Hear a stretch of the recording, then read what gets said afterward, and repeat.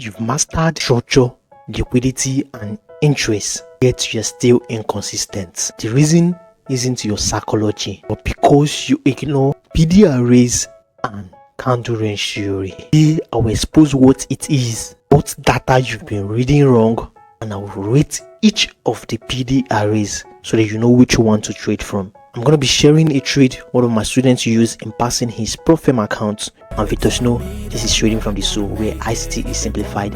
If this helps, like and subscribe. So the P in PD array stands for premium, while the D stands for discount. This is what the premium and discount array looks like. When market breaks a buy side liquidity or sell side liquidity, they say that it leaves us with a new trading range of premium and discount levels. This was originally taught by the inner cycle trader. You can check him out here on YouTube. So I go here by getting a fib and marking out this range. What I mean by range is what the difference between 2 points in the market. This is point A and what this is point B. Just gonna mark a Fibonacci retracement tool from this level to this our point B in the market. But I still say that all this range is too big to trade from. That is why he marked out a 50% level to divide our range into two equal parts. The lower part of the range is called our discounted range, and the higher part of it is called our premium range. This is where it gets exciting. The discounted zone means what? Your cheap zone. The idea behind this is the institutions will always want to buy from cheap levels in the market. You see the US government manipulating price 24/7. All this they are doing is just for them to buy what's low in the market. They don't want to buy high because it will cost them more money. They will rather what? Sell high. Premium level. Premium means what? Costly, expensive zone. Comment down below if this is true. If you go to the market, will you be happy to buy something costly? The institutions will rather what? Sell. Entry, stop loss, TP to discounted zone. Now, this is where this gets mind-blowing. ICT realized that if the institutions want to buy from the discounted level, that it is still too big for them. If they want entry here, stop loss below here, targets here, can you see that it will give them just a 1 risk to reward ratio, which risk to reward ratio is something I preach for. In fact, I told my student that if he is a student in a university, that if he takes 1 risk to reward ratios, that he will what?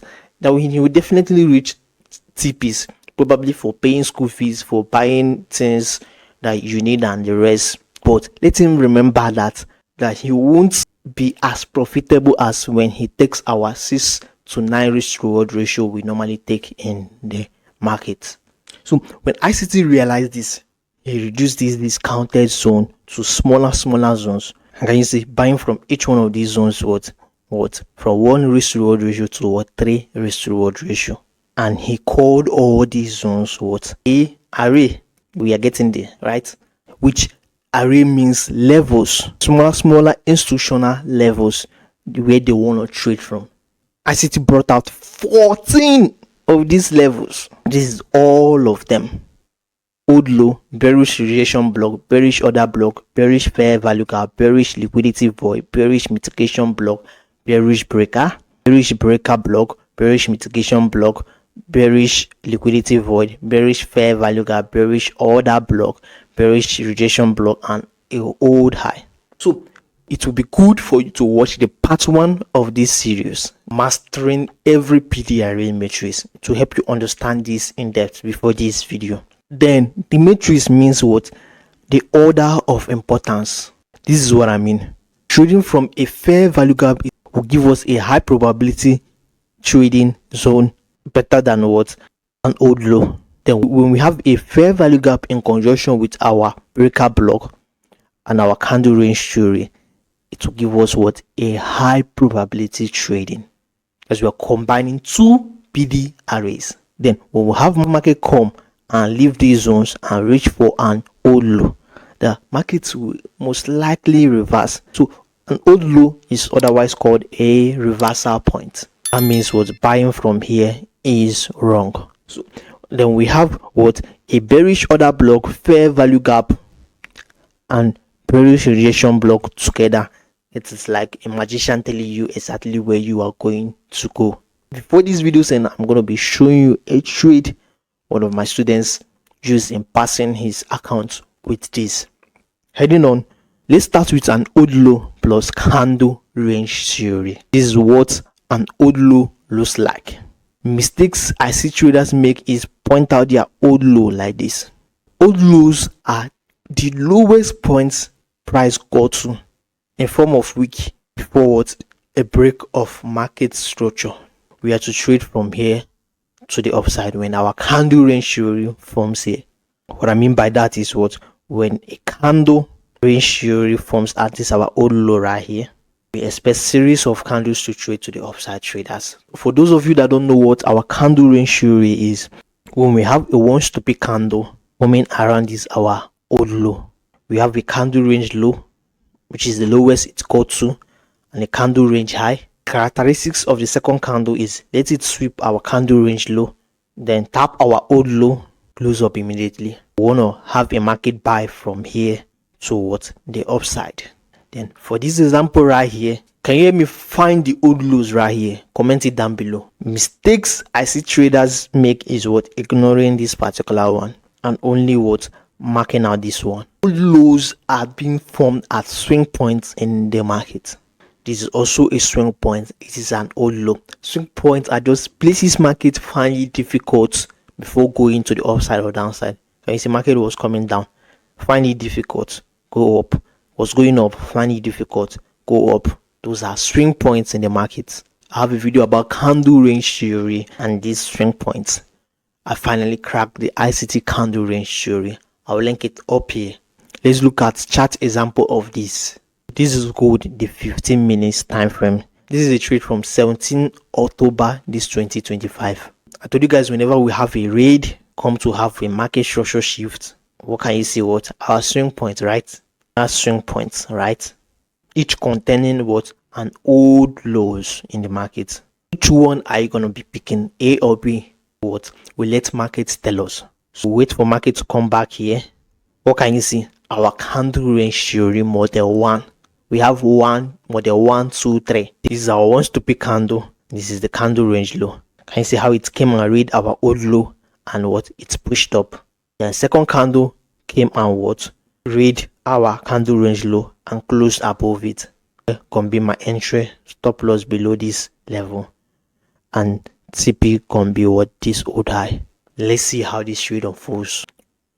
Let's see, and can you see a full take profit level? 1:6 ratio. Someone watching will see, but this one RR is too poor, which I told you guys that we can actually go to the lower time frame to find a change in state of delivery around this level and trade, increasing our risk to reward ratio, which I talked about in I finally cracked the ICT candle range theory. Then on, let's look at an old high. Old high simply means the highest market got to. Can you see this is our old high right here? And old high is is in premium. Mark from this low to this high. Can you see a premium? And what do I tell you the institutions want to do at the premium? They want to sell, right? Anticipate a candle range theory. What can you see? This is candle range theory model 1 variation. Wants to pick candle. Can you see how we came? We thought to swept it. Here gonna be our entry. Stop loss above here. And TP, let's say we'll target this old low. Let's see how this trade unfolds. Direction. Can you see guys? If we take profits, giving us a 1:5 risk to reward ratio. I can furthermore go to the lower time frame to refine all this. If you're learning something new, a thumbs up and a subscribe right now would be nice. Please look at the bullish rejection block and the bearish rejection block. This is what the bullish rejection block looks like. This is what the bearish rejection block looks like. The bullish rejection block is is the difference between our old low and the opening of this candle. We just have to mark a box, old low to the opening. I will make a trade from here to the upside. Out of the whole PD array, this particular one is my own favorite. I've used this guy to catch a lot of beautiful trades this 2025. Apart from crypto, which I disobeyed my rules. A secret about rejection blocks is whenever you mark out one from a higher time frame, from a lower time frame, it's actually what a demand zone and order block. That is, you are trading 2 time frames all at the same time. For the bearish rejection block, is the difference between what that our old high and what the closing of this candle. And I just have to mark a box from the old high to what the opening right here. So I'll wait for market to return back here and I'll trade to the downside. Before we go to the charts, this is one mistake I see traders make with this thing. When market comes to what break a rejection block, see most of them still want to what be buying. This is wrong. Someone watching will say, but Vitos, know how do we approach this? By using our candle range theory. When market comes into our rejection block, this is our one stupid candle. It is allowed to go below it, but it shouldn't close below it. And what mark out the candle range low, and we anticipate what we call a turtle soup, which is something like this. One market to go below it and close up immediately, rejection. That's where we're gonna make our entry, stop loss, and we'll trade to the upside, traders. Before we go to the chart to backtest this on good, if you have any question, drop it at the comment section and give me a thumbs up right now. This is gold, the 15 minutes time frame right here. What can you see? A break of market structure, and this is a high, old high right here, and this is what a old low right here. I'm gonna mark out a box from this high to what opening price, this opening price. Let's watch. Let's see. What can you notice here? Comment down below. Whenever market reach into our rejection block right here, it forms what our candle range theory, and what it fell to the downside. And when market got to what this rejection block right here, candle range theory, this is model 1, candle range theory model 1, this is candle range theory model 2. Can you see it pushed to the upside, traders? And because of we've used this zone, can you see when we came back for the second time, we closed above it. So you don't want to miss what the bullish and what the bearish order block, traders. Out of the whole PDRs, the bullish and the bearish order block is the most popular among all of them. But yet thousands of traders are still blowing their accounts with these two. This is what the bullish and the bearish order blocks looks like. Mistake that makes traders blow the account is marking out their order block this way. Trade that I'm going to be showing you my student using passing his account. If you would have approached it this particular way, you would have what? You would have lost that account. Pay attention. Order block is the last candle before market starts going up. So when I mark from this high towards this low right here, gonna be my order block candle.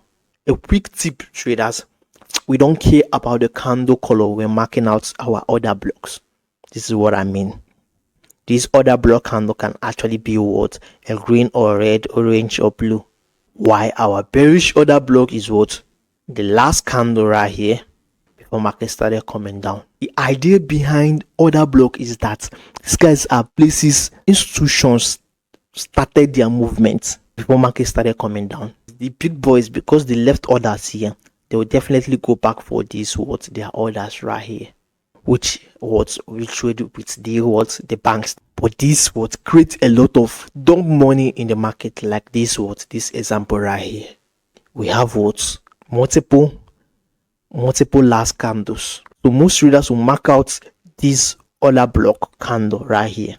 Some will even mark out this one as the order block candle. They are all wrong. Someone watching will say, Vitos, know how do we know which is our order block? Whenever we have a scenario, we have multiple last candles like this, we use what we call our engulfing rule, which says that the candle that it is engulfed is our order block candle. What I mean by an engulfing candle is when market comes towards close above the high of this candle. This candle that they engulfed is my order block candle, traders. Can anyone tell me why this is wrong at the comment section? Because it didn't lead to a takeout of any form of liquidity. Let's move to the chart for an example. This is gold, the 15 minutes time frame. If you check properly, you see we have an order block, and it led to a structural break right here. And when market comes here and forms a candle range theory. Once the big candle range low swept it, I'm gonna be making an entry here, stop loss below here, TP here, and let's see how the market unfolds. Let's see. And can you see what? A loss, guys. In trading, we always take losses, not because we are wrong, but because of market condition. You will start winning in the market, not when you avoid losses, but when losses no longer control your next action. In fact, a crazy something is we master the market not by conquering it, but what? Conquering ourselves. Heading on, let's look at the bullish breaker and the bearish breaker. This is what the bullish and the bearish breaker looks like. It is simple. When just your order block fails, it turns into what? A breaker block. Just have to wait for market to return back here and we sell to the downside. And when what? A bearish order block fails right here, it turns into what? A bullish breaker. Out of this example right here, is this a breaker block? Comment down below. If you said yes, you are wrong. This is good. The 15 minutes time frame. This is our trade right here. Once this took us out, it turns into what? A bearish breaker block. I'm gonna sell from here, or stop loss above here to the downside. Let's see how this trade unfolds, traders. Market came and triggered us in, and can you see what? A full take profit level, traders. I'm gonna be showing you a trade one of my students used in passing his fundedness challenge. Give this video a like if it is really helping you for the algorithm. This is it right here. Still the same gold. What can you see? We are moving down, right? A break of market structure. Previous high, told you guys, previous high, previous low, and we came and we made what? A market structure shift. This is what? Our old low, right? Mark from the low to the opening, rejection block, right? What can you see again? Order block, right? What can you see again? A bearish order block failed. What? Breaker block. The reason why I teach my mentorship, our entry criteria, we ignore all this order block, breaker block. We're gonna be trading from this what? Rejection block. I wait for market to come back here. What can you see? What? Our candle range theory model 1 variation right here. I'm gonna make my entry right here, stop loss below here, and I will target this breaker block as my take profit, which is a 1:8 risk reward ratio. Let's see how this unfolds, traders. Can you see what? This is what? It is currently running for what? It ran for 5 RR. The trade is currently running as I'm recording this video, traders. So if you're really struggling with trading and you feel like the market raises your stop loss all the time, it's because even though we are trading the same thing, we have different approaches to those things. If you want to learn from me, there's a link at this video's description. As usual, you can always check out our CRT playlist right here and our PDRA playlist. Give me a like and a subscribe right now, and I will see you guys in the next one. They tell me that I'm never gonna make it. They want me to do something that could make sense. They hate when I keep dreaming I'll be famous.